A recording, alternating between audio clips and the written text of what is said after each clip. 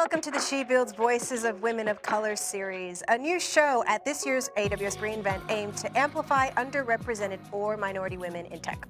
Throughout this series, you will hear from women around the world with diverse backgrounds, sharing their stories, triumphs, and challenges, which we hope will inspire and empower you in your own journey. But most importantly, bring awareness of the voices that are often unheard. Today, I am very excited and thrilled to have Karla Santiago, an associate sales executive, with us today. Hola, Carla. Hola, Kim. How are you? It's I'm very nice doing to see great. you. It's really great to see you, Karla. Tell us a little bit about yourself.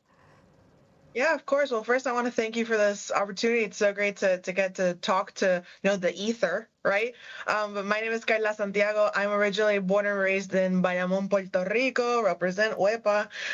If you're Puerto Rican, you know what WEPA is. The natural. It's the mating call of Puerto Ricans. But I currently reside in Seattle, Washington, here, and I'm currently speaking to you live from Amazon HQ1. Very happy to be here. Yeah, and for those of you watching today, HQ1, Karla, do you want to share where that is located? Yeah, that's a great point. Seattle, Washington. Yep, Seattle, Washington. Seattle, And it's a Washington. really awesome facility for those of you watching if you ever want to get a tour. There should be some awesome videos online on YouTube. Karla, tell us a little bit about your background, your story. Yeah, absolutely. Well, really, what really brought me here today is originally, like I mentioned earlier, born and raised in Puerto Rico, right? La Isla del Encanto, the island of enchantment. And I really lived there with my family up to the age that I was about 21. Actually, fun fact, before I decided that sales was kind of the route for me and I wanted to work with customers and create with them, I was actually a film major for about 3 years because I really loved this. I loved storytelling and I loved connecting with people, right? But around in 2017, a couple of really big things happened. One, I decided I wasn't going to be the next big director for Hollywood, right? So I did that major switch to marketing. I said Steven Spielberg he can keep a stock. Yeah, I'm not gonna really go in there. lucky us. But then also. Yeah. I was like, maybe you feel like you're doing really well. You can stay here, Steven. But then also, less funnily, towards the end of 2017, Hurricane Maria hit. For those of you who don't know, Hurricane Maria was a Category 5 hurricane that completely devastated the island. And being a student at the University of Puerto Rico at the time, me and my family really had to make the really hard decision, to essentially move me to the United States. Now, that was hard for a variety of reasons. One, I was freshly 21, right? And so when people say, when you turn 21, you don't really feel any different. No, life said, no, Karla, you're going to feel like an adult pretty quick when you turn 21. But then also my mother, who was a business owner at that time for about 15 years, she had a marketing agency, that business was completely destroyed. And so through that, I was so fortunate to have parents who that really always put my future as a priority in all of our lives. And so moved me to Florida, where I restarted my life and my degree and was able to kind of take my bearings and the learnings and a new sense of responsibility and purpose into that university and create a craft and really a path for myself into what you guys are kind of seeing now. And I always joke around that in Florida, I didn't find tech, but that's where tech found me. Tell me a little bit about how tech found you. I'm really curious to learn about that. Yeah, absolutely. Well, technology, I always actually, prior to this, like every good Puerto Rican, me and Kim had a long conversation. We were really excited. And I shared a little bit with her about, growing up in Puerto Rico when I was a kid, when I think about the exposure that I have to technology nowadays, right, with the cloud and, all these amazing things we can do, that wasn't really the exposure that I had growing up. I wasn't exposed to STEM in that capacity. I was exposed to it in the sense that, the computer that I'm talking to you guys right now, or the phone that I pick up to call my mom to tell her how my day went, but never in the capacity in which, again, I work with it nowadays. And it really wasn't until Hurricane Maria hit that actually, for those of you who might not remember, our infrastructure was completely down. I think it was like 90% or something, even more, of all of the forests and all the nature on the island was just completely gone. And, you laugh because you laugh or you cry. I'm fine, guys. But when that was down, you really couldn't get in contact with anybody, and so Google actually deployed these internet balloons all over the island that allowed us to get in contact with our loved ones both on the island and outside. And that was kind of my first exposure of like, oh, so this is what technology can do. It can innovate and it can bring opportunity and it can connect people.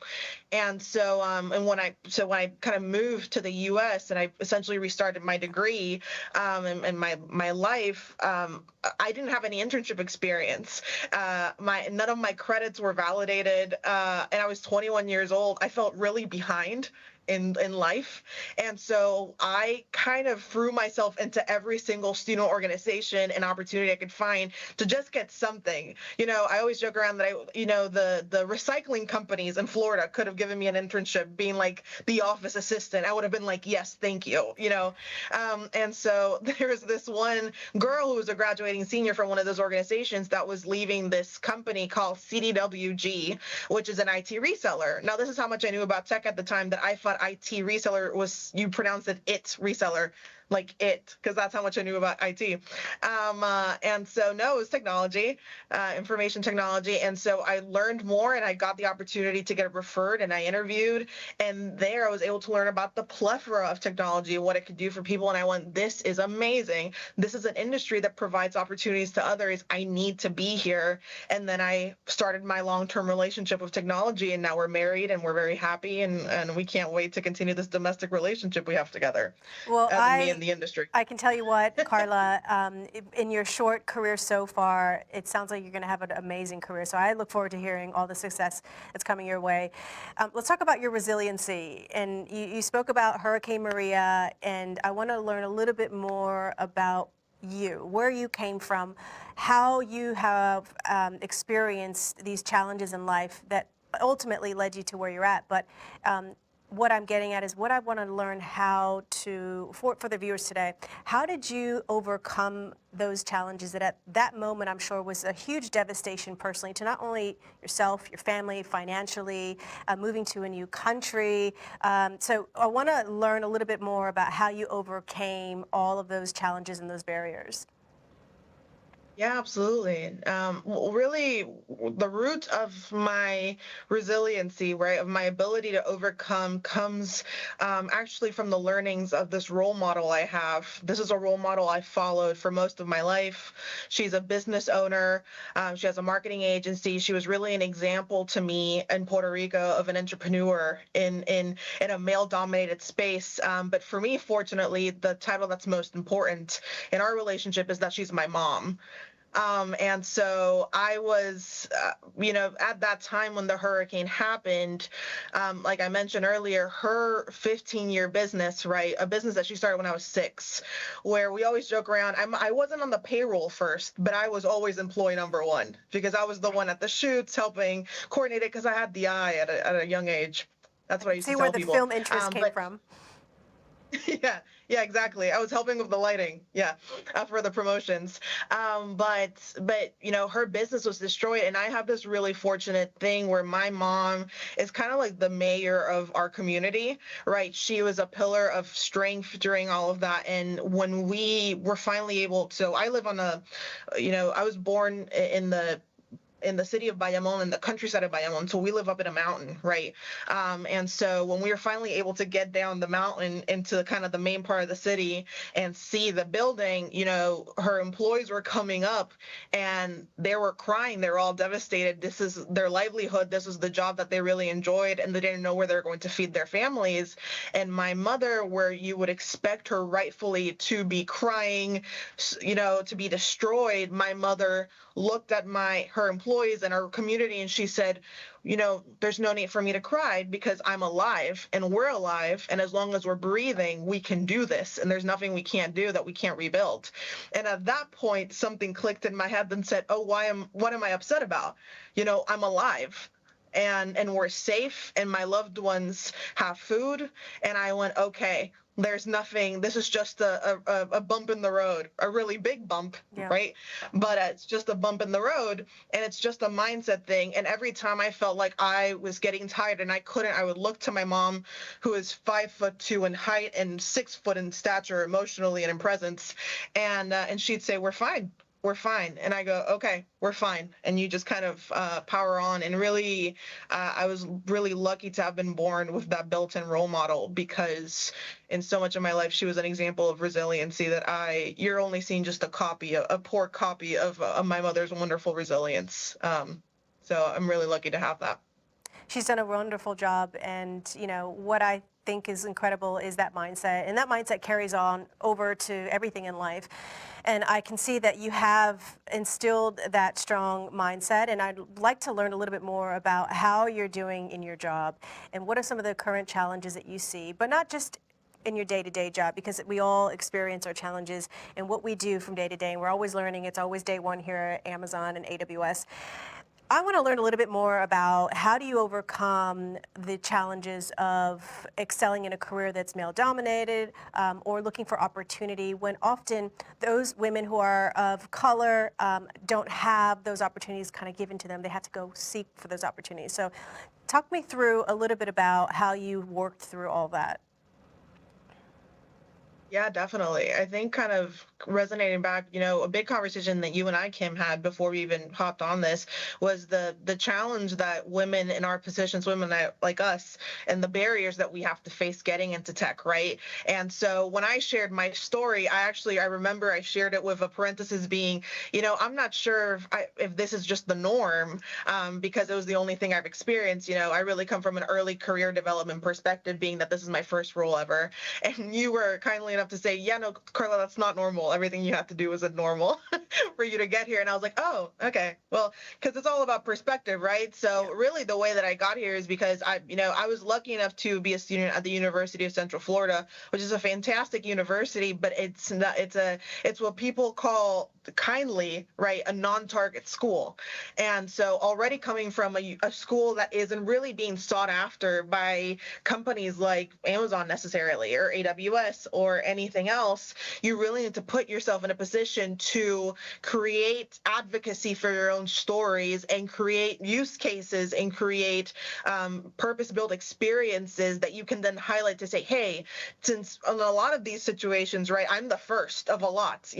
I think I was the second student at my university to get the AWS internship. And the only reason I got it was because the first one happened to be one of my friends, and I was like, "Can you give me some tips?" And so we're slowly building. I don't think we've had an intern since we got it.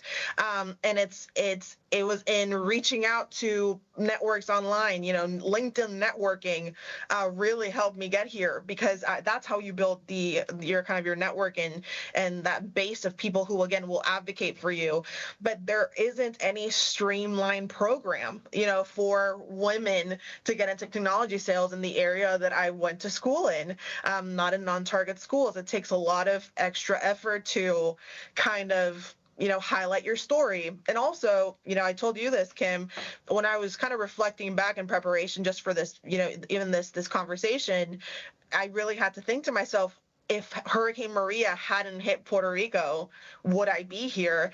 And frankly, I don't think I would have. And that became a really bleak reality, to think that a natural disaster had to hit the place that I love most in this world for me to again get the story, and really the learnings to advocate for myself to kind of get to where I am now, are just the exposure. Yeah. Because for the longest time, not only kind of did the hurricane give me the physical resources of the tuition waiver that I used to go to school in the States, but it created the story of, I was a survivor. Right. I overcame adversity, which was something really I never personally related to. I just thought it was really privileged to even have the chance to restart my degree, when my cousins and my grandparents and my parents didn't even have electricity, right, for a year. Yeah. If I thought, how may I have the audacity to not make the most of this opportunity when my grandparents don't even have electricity. But it shouldn't have to get to those points. I should have been able to get those resources in Puerto Rico.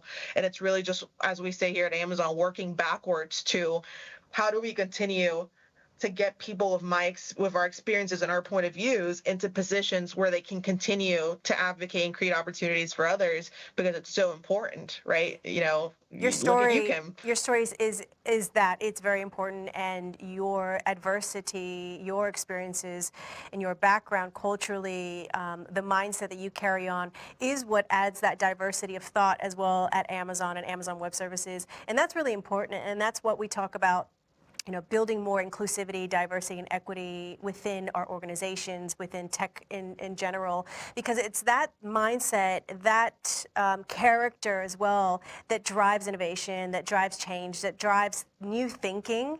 And we need different perspectives in order to think about how do we evolve, how do we increase and continue on that pathway to innovation. And I really do admire the strength that you are carrying on with, and I think that you have a bright future ahead of you.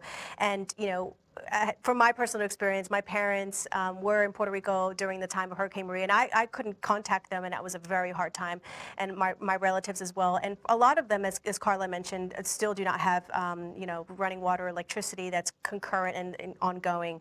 So I think that what you've done and the opportunities you've given yourself through your own adversity, because you created your own path, is really admirable. And I wouldn't undersell that one.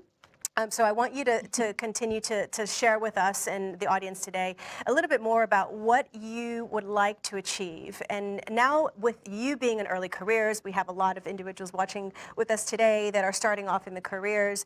And we have a lot of individuals watching today that are managers of folks like yourself.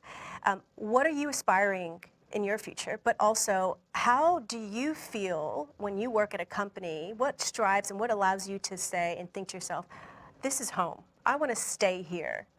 What would keep you at a Yeah. company? Those are all really great questions. I think I will start with towards that last sentiment. What keeps me at a company? I think I feel very fortunate to be part of a company where diversity and inclusion is so important. Kim, you and I have talked about this. Just the fact that She Builds gets this series and this platform during such an important event like reInvent is number one, something that we're incredibly grateful for. But personally, even in my organization, right, within the sales organization at AWS, our leadership is exceptional, right? Just actually last weekend, we have something called All Hands, which are essentially, team meetings for an entire division of an organization. And they recently incorporated this segment called Get to Know Me. And you get to kind of raise your hand in a very similar fashion as we're doing today and say, hey, I'd like to share a little bit more about myself so we can get exposure about our experiences and how we can merge those and gain more empathy and understanding. And I actually got to tell my story to my entire team for the first time last week. And literally as that's happening, the warmth, the acceptance, the kind encouragements, really allowing someone to be their most authentic self is the thing that allows you to thrive. It's the thing that, as a Latina, where so many Latinos are so family oriented, so community oriented, moving so far away, my mom, there's a 4-hour time difference between Puerto Rico and Seattle, it only during daylight savings, because Puerto Rico doesn't do daylight savings. My mom was ruining the extra hour for about a month before it happens, because that's how hard it is to not be able to talk to each other. And the thing that really helps me get over that is the fact that the leadership in this organization really do make me feel like this is family, and it makes me feel like home, and it makes it feel like I have a community here that allows me to be myself. Because as you probably know, Kim, there's a stereotype, and that's really what it is, that Latinas are going to be really spicy or very intense. I've been called intense as it's been the most used adjective to describe me most of my life, intense, which now I take it flatters me. I'm like, oh, thank you. Like a good chocolate flavor is intense, right? You don't want a weak chocolate flavor. That's I'm right. a good sweet. But here, when I'm intense, they say, no, that means you're passionate, Carla. Here they say it's because you really care, Carla. And here, being in an environment where everybody's conscientious of that and everybody's putting their part to understand diverse perspectives and bring them into the conversation, that takes half of our job off our plate, because no longer do we have to just be the educators of our experience, but we get to be the mentioners and then just actually live it. And as much as I do love training and development, it is very nice to not have to do that as often, because it's one and done. They go, thank you for sharing, and then we go to the job. That's right. So that's been a big part as to what I've loved my time here at AWS. And you talked about empathy, you spoke about sharing stories, and that is so critical. Getting to know each other on your team. Also, it's important for managers to lead with that inclusivity and openness to understand the perspectives and the backgrounds of each of the individuals on their team, because it's individuals like yourself, or if you get an understanding of their, and you mentioned Latinos in general, are very community-oriented, family-oriented. You can really pull from these strengths of these individuals, which I think is really unique. And if you can really think about honing those skills, those innate skills, superpowers and skills of all these individuals that make up that diversity landscape of your team, you have a really solid group of folks that really can make a lot of wonderful things happen, make history happen, as we say at AWS. Carla, let's talk a little bit about some things that a lot of people might want to know about Puerto Rico. Now, when you go and you travel abroad, if somebody asks you where you're from, how do you describe your background? How do you describe your story? And perhaps, how do you describe your culture? And this can be we can be talking about those that maybe ask you in your work environment as well. Yeah, no, absolutely. Well, you said when you go abroad, the first thing that came to mind is it depends, right? So if I go Puerto Rico, I'm gonna get one of two reactions. Either they go, "What's that?" or they go, "Ricky Martin," like J-Lo. Right. And I'm like, and we're very proud. Also, I told Kim earlier today that my classic go-to joke when I meet new people out here is that they go, "Oh yeah, Ricky Martin, J-Lo," and we're like, "Yeah, you know what?" And famous Puerto Ricans, they're all like our family. Daddy Yankee's my cousin, J-Lo's my cousin, Ricky Martin's my cousin. We're all cousins here. Kim's my cousin. No, I'm kidding. We're not actually all cousins. No, but when I explain to them, after I get through the conversation of, they asked me how long it took me to get a green card, which is always a very funny conversation. But really what I say is that, we are a lively group of people. We are a community-oriented people. We are very family-oriented. We are welcoming, right? I always say, whenever someone's considering to go to Puerto Rico, I go, please, we love the tourism. We love bringing you into the fold. I always say, if you want to come to Christmas, come in the holiday season. There's no better holiday season than in Puerto Rico. You can see the liveliness and everything that we do, towards the end. So just to give you an idea, in Puerto Rico, I'm not kidding, Kim, you can confirm this, the holidays kind of start at the beginning of November and end at the end of January. It's like 3 months long. And we're not even joking here. And it all ends with the St. Sebastian festivals, which is a 4-day festival where, there's artisanry, there's artisans in the morning, and then live music, cultural music in the afternoon, and people are dancing and festivities and enjoying life. And that's what it is. They're people who care and that want to enjoy life. And I take so much of that into my everyday. I think it's a big factor into my passion and the intensity that I lead with life, the intense chocolate flavor, right, guys? And it's a big part of my identity. I think people always joke that when they meet me, the first thing you hear is, "Hi, my name is Karla Santiago. I'm Puerto Rican. Nice to meet you." It's the first fact I tell you about myself. So we're proud people, but we're loving people. Yeah, and that's wonderful to be proud of who you are, and it's great for our audience and for the tech industry to understand a little bit about cultures, understand how people come from and what that looks like, that landscape looks like, and how beautiful that can be, and how that can really embrace and bring together your team. Carla, let's talk a little bit about technology, and a lot of individuals think about tech and entering the careers in tech. And probably are hesitant because they kind of think, oh, I don't know how to code, I don't know how to do that.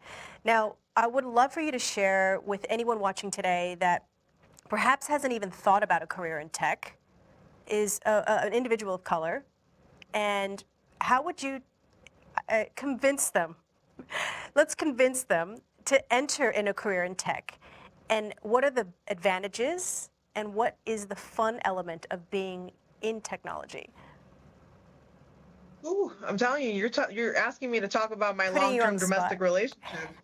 I'm very excited. No, I love to talk about my love. No, and you know when you said, "Oh, I need to code," definitely right. I think that's one of the first questions I got. It's like, Carla, but that's really complicated, especially coming as someone who's in the tech industry in a non-technical role, right? So I am incredibly fortunate that we kind of talk about the one team here at AWS, and I'm very lucky to have the one team. I have my technical counterparts in my day-to-day job that support us, endlessly in our conversations with our customers. But I'm not the technical counterpart. So why is it that if I'm not a coder, if I'm not a developer, what drew me to tech? And it's really, I identified this thing about myself. I've been a tutor since I was a kid, right? So I think started doing like math tutoring my friends when I was about in sixth grade, since I was like 12, because I loved trying to understand how people get things, how they understand things, and then translating it in a way that they'll understand it. It brought a lot of a really big sense of relief and kind of joy when I was able to help someone understand something or solve a problem. I think if you are a natural problem solver, I think if you're someone who is a lifelong learner, if you like to be challenged, if you like to be in a fast-paced environment where you get to bridge connections and create opportunity and innovate and push boundaries, I think tech is for you, right? Because the joke when I was a kid was that my mom was like, well, if Karla isn't being challenged, I would fall asleep in class, because I would read ahead in my history class, and I would kind of go to bed, and they go, well, give her more chapters. My mom would go, give her more chapters. And in tech, I don't think I've ever fallen asleep in class. Does that make sense? Does that analogy It work does. out? Because there's always so many chapters, and I'm always reading. And if you feel like you have a thirst to be, again, kind of bridging connections with people and helping people understand things, I think technology, that's really the space where I found my niche. I found my niche in technology, where I thought this is really the place that I want to be, because you kind of feel like on a daily basis, I'm learning so much that you feel like you know nothing, but because you know nothing, you know that that's truly what you know. What was it the philosopher? Was it, oh God, I'm about to misquote a philosopher on reInvent. That's It's okay. You're either allowed to Plato do or that. You're allowed to Socrates. do it with us. It's okay. It's good intentions. Oh, good. That's a safe space. It's either Plato's or Socrates. Oh God, someone misquote me. We'll look That's it up like the later. only thing you know is that you know nothing at all. Then you know nothing at all. That's what it feels like working every day at tech. It's like the only thing I know is that I know nothing at all, and I'm so excited to actually try to get to know it. Just the race to try to understand it makes me so happy every day. So if that's you, then welcome. I think we're hiring. We're always hiring here. We are always hiring.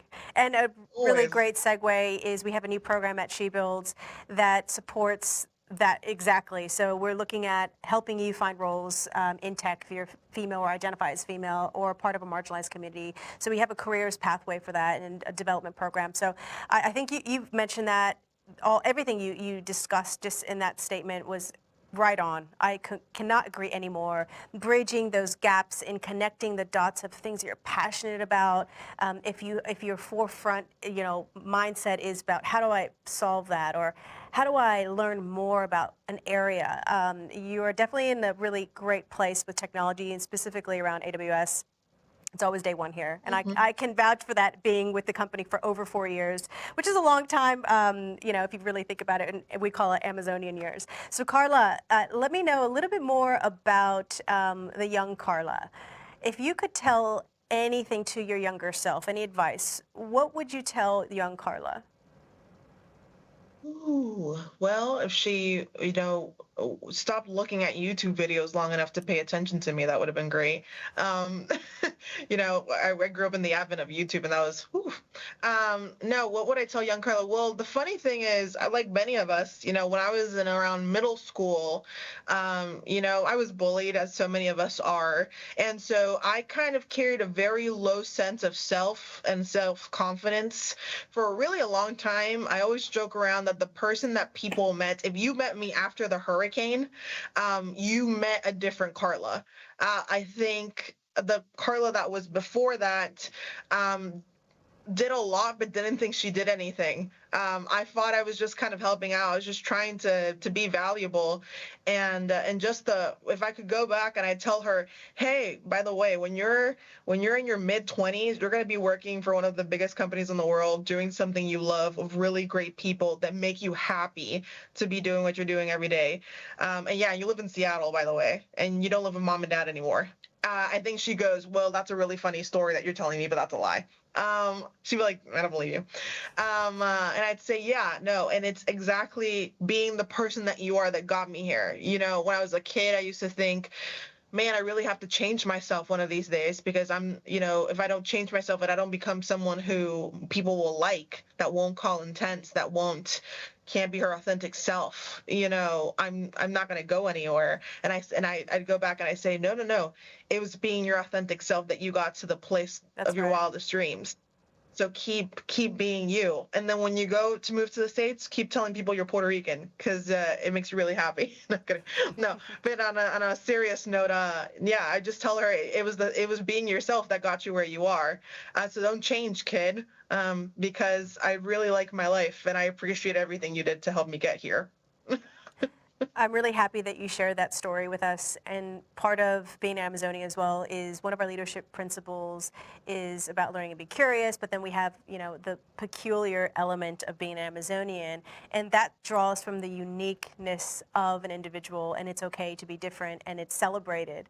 And I think being yourself, unapologetically yourself, is really important, and to be transparent and to live life through your direction and your own pathway, not mimicking or you know, a carbon footprint of someone else because that worked, but being your true self will lead you to where it is that you're meant to be. And I'm really happy that you shared that with our audience today. I'm sure that there have been a lot of individuals who can relate to having those challenges growing up and being bullied and going through that adversity as well. And you have gone through quite a bit of adversity. So I do commend all of the work that you've done to get to that point, Karla, and being in early careers. And I think that the company is very lucky to have that strength in the young development in Amazon Web Services. So talk to me a little bit about, now that you've had the beginning part of your career, what are some of the challenges that you've seen within, not just, I'm not talking about tech in general, but just in the workforces, the challenge you see for women that look like you in roles that might be managerial or leadership positions, and what are you noticing in the representation of women of color, of Latinas, overall with roles that you've had experience after college? Yeah, no, absolutely. Well, I think number one, a couple of things, right? I think, like I mentioned earlier, at AWS, we are so lucky to work at a company that does push forward diversity and inclusion, and we see it as a daily thing, really. But it is kind of just starting, right? It is very much just at the beginning of it, and so Kim, you and I are still very part of the first stages of the proof of concepts, I like to call it, and so which is why, you know, I think Kim, you know, we were talking about this earlier.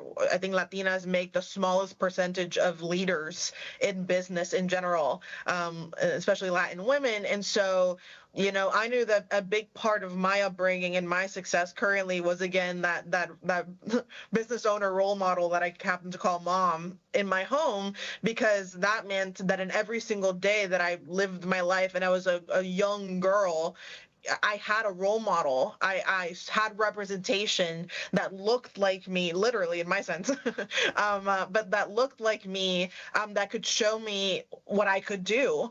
And my mother didn't have that. For example, my mother worked in corporate marketing in the 90s. My mother was one of like 50 employees, and she was one of two women. The other 48 were all men.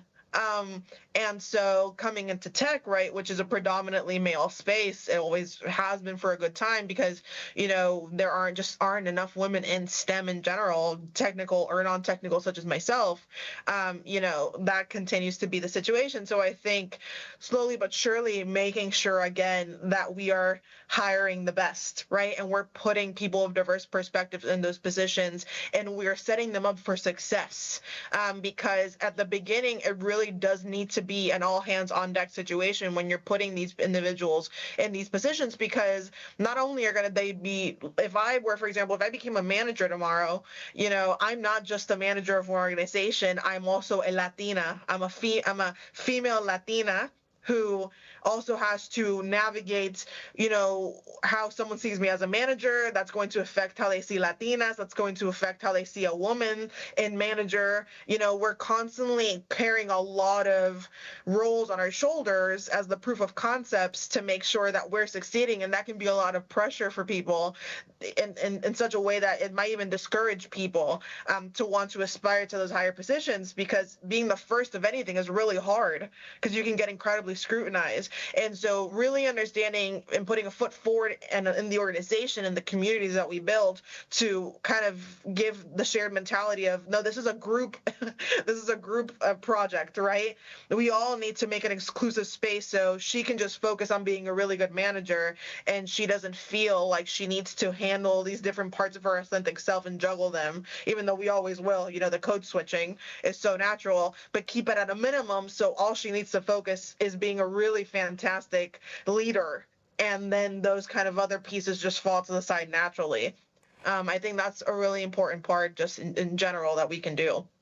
It definitely is. And one of the incredible advances that we've seen are opportunities like this, where our companies allowing us to talk about these issues and to talk about these challenges, the stereotypes, the feelings that women feel, both from women that are cultural challenges they might be feeling, or they can be feeling it from various angles of their personal lives. So it's important that your voice is heard, and it is here.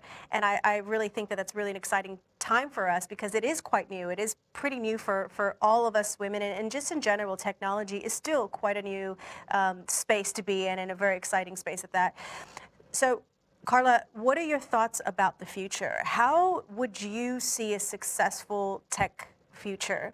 But also, how would you speak to individuals from your country on how they can be part of that future? Yeah, no, absolutely. Just when I think about my country, Puerto Ricans, but just Latinos in general, right?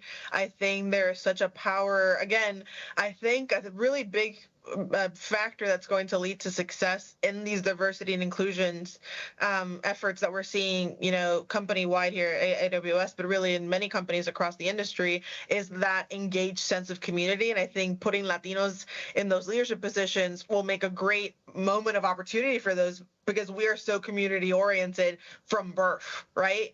And there's so much, I feel like the more representation, even if it's a slow build, it's still important, because, slow and steady wins the race, right? It's what's important is the progress. Yes, we might get frustrated. We want to see a lot of progress, but there's progress, and that's the important part. And it's slowly pushing everything forward, because it makes ripple effects in the smallest and most inconceivable ways. An example actually of this is that last week, actually during Thanksgiving week, I'm reaching out to people who have initial interest to AWS. That's a big part of my role. And I actually get in contact with someone who answers the phone and goes, "I'm so glad that you called. I've been meaning to talk to you. I just haven't had the time." And I was like, "Of course." And he goes, "But I'm a little, apprehensive of AWS, as so many people that I talked to initially are, because tech might be new to them." And then as we're having a conversation, he hears my accent. And he goes, "Are you Hispanic?" And I go, "Yes." And I'm Puerto Rican. He goes, "I'm Venezuelan." And immediately we go into Spanish and we continue the rest of our conversation. And suddenly he's more comfortable. He feels more seen. He feels more related. And towards the end of the conversation, where this man was originally like, "I don't know how to feel about AWS," he went, "I love this. I can't wait to do projects with you guys. I can't wait. You're my point of person, Carla. You're my Latina in the field. I'm so excited that I get to talk to someone from our community." And it happens in the Latino, and also happens. I had a customer reach out to me who is a female director of IT for a company, and she saw that my name was Karla Santiago. Obviously, I present as female, and she goes, "I'm so excited to be talking to another female in tech. We're so few." She goes, I spend my days talking to men, and men are great, but they're not, but it's really nice to talk to a girl every once in a while. And I go, yeah, it is. And so it's those small moments in just my day-to-day job that you can see the impact of how we're building trust of customers, just in the sense that they see themselves and they can go, well, I can trust this person because they're investing in people that look and sound like me. And as we continue to move that forward, I think we're going to continue to see that domino effect, that ripple effect tenfold. We just have to keep pushing people that look and sound like us, Kim, to make sure that we continue when we're talking to customers and when we're talking to people who think about STEM, they can go, well, Kim Bonilla, she's Puerto Rican, and look at, she's doing these incredible things with this company called SheBuild. I could be like Kim. I could be like him. Okay, maybe I'll go try tech. Maybe I'll go be like Karla. Maybe I'll go share some strange jokes during a live stream for reInvent. No, I'm kidding. But the more we keep pushing that representation, more little girls are going to see this and go, well, they did it. Yeah, I can do it too. And it won't be as scary. And that's exactly what we're doing here. Representation matters. We know that all the women who have been part of this series have shared that representation for them is the single most important thing to carry on to the next generation. And a lot of women of color growing up as, young kids and going through life, not just in tech, but just in society, film, TV, you often didn't see a lot of women or people that look like you. And I think now we are evolving, which is wonderful because the boundaries are being pushed. There's more awareness, there's more platforms like this one to share the diversity of thought, the diversity in your backgrounds, and to also share your story, that we can now be relatable and we can start growing that field and empowering more young girls to enter these careers and to be the new Karla Santiago. So Karla, before we wrap up, there's a couple of questions that we've been asking. We will continue to ask throughout the week all of our interviewees, our beautiful panelists. So we want to get a little bit more knowledge about you and your background, not just about tech and all the great things that you mentioned. Tell us a little bit about yourself. What is your favorite song? Favorite song? That's going to be a hard one for you. Yes, very hard. You put me on. It's like asking which one of my children is my favorite. Ooh, I think I'm gonna answer this as what's my favorite song in the moment. And it's an oldie but a goodie, not that old, but I was talking to it. It's called La Vuelta Da La Vuelta by Daddy Yankee and Mark Anthony. It's a good one. I've been listening. I just came back from Puerto Rico for Thanksgiving break, so all the Mark Anthony, all the reggaeton is just in my head 24/7 right now. It's a really good song. He's definitely loved by the island. His salsa albums are always a hit. So, Karla, let's talk about food. Your favorite food. What would it be? I know that's a hard one as well. If you could eat one meal every day, one meal every day, you had no choice, what would it be? You know what? I would honestly, what could I eat one meal for the rest of my day? Well, definitely plantains. I'm not thinking of sides and protein. Plantains, which is a big fan favorite. Kim and I were talking about this, and then we got hungry. We have a dish in Puerto Rico called mofongo, which is mashed plantains with garlic and butter, and it's just so bad for you, and it's so good. When something's so bad but so good. So mofongo for sure, and then maybe fish. I could be a pescatarian. Some kind of like filete, I don't know, like some kind of filete mero, I don't know how to say that in English. Some kind of filleted fish is always very tasty in butter or garlic. I could eat that for the rest of my life. Or breakfast. Anyway. For breakfast. I love breakfast. Yeah, that sounds delicious. And now I'm actually getting hungry. So Karla, I'm streaming over here from Sydney, Australia, which is a fair distance away from you. You're making me really hungry now because now I want mofongo. But I wanted to thank you very much for your time today. It was just a joy to have a conversation with you. My conversations with you are always very exciting and full of energy, and I think everyone can see that energy, the wonderful energy that you bring. So I want to thank you for your time. And before we sign off, is there any message that you would like to leave with for anybody watching today? When I was doing the all hands and last week, and before I do that, I just want to take a moment and again thank you, Kim, for this opportunity. We connected in the most random of ways, but it felt very Puerto Rican in nature, in very Puerto Rican fashion. Do you want to explain that? Hey, nice to meet you. Yeah, go ahead and explain. me and Kim were thrown in a Slack channel. We use Slack here at Amazon, and we were thrown in a Slack channel called Puerto Ricans at Amazon. And everybody was so excited to meet. And Kim, we all were giving our introductions in the Slack channel, and Kim, in the most Puerto Rican fashion, went, "Hi, nice to meet you. I have this opportunity, and I want to share it with my people. Whoever wants to share their story, let me know."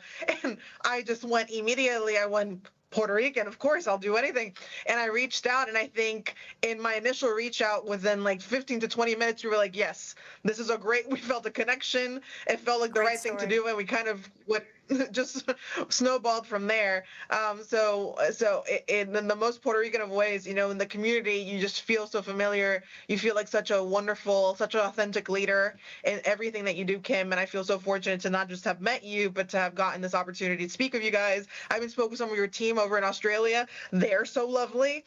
And so, it's just really, I feel very fortunate to have this opportunity. But kind of in my last thoughts, when I was ending my all hands presentation last week, I told everybody, after I told them about coming from Puerto Rico and the hurricane, that if you take anything from what I said, I hope it's not that you feel that you need to go through a hurricane as a fundamental building block moment in your life in order to grow as a person. That's really not the takeaway. The takeaway is that, if you just go through a really hard moment of adversity, and if you go through a really hard moment of anything in your life, no matter how hard it is, if you just hold down and you kind of focus it like a diamond, you put pressure on it, and you create a diamond of purpose in your life that could actually end up leading you into the wildest dreams of what you thought possible for yourself. Like, I don't know, getting to work for one of the biggest companies in the world and getting to speak to hundreds of fabulous people at one of the greatest conferences in this industry when you're 25 years old. Couldn't agree So just more. hang tight. You That's can do it. beautiful. And life is sometimes like a hurricane. That's kind of an analogy, right? So I think that was well said, and I thank you for your time once again. And we're really enjoying our time here at AWS reInvent. So thank you all for watching. AWS She Builds Voices of Women of Color, and we'll be back.